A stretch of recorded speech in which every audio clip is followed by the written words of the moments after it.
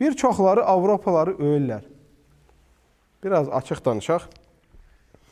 İlərləyiblər, Mercedes buraxırlar, BMW buraxırlar, bunu tikdilər, magnetofon, radio, kompüter, belə. Hə. Bu döşündə kalistuq, kostyum şalvar. Tualetə girəndə elə girdiyi kimi də eşə çölə çıxır. Nə su işlədir, nə taharət eləyir, nə şey. 2 saat yanında otura bilmirsən. Nədir bu? Mədəniyyətdir bu. İtlə yatırlar. Böyüdə donuz saxlayır, çoçqaq. Mədəniyyətdir bu.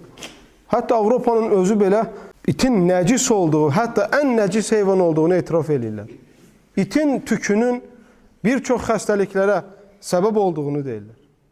Və özləri etiraf edirlər. Sadəcə nədir? Kişi yoxdur öydə, itlə yatır. Evdə ev sahibi yoxdur, itdir evdə. Yediyini yedizdirir, içidiyini içizdirir.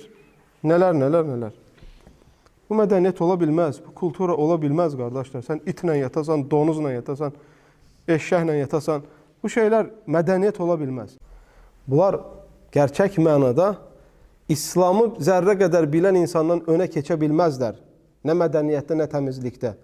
Nə üçün? Müsəlmanın inancında paltarının və gəzdiyi bölgənin nəcasətdən təmiz olması şərtdir və müsəlman nəcasətdən oddan qaçan kimi, heyvandan qaçan kimi qaçır.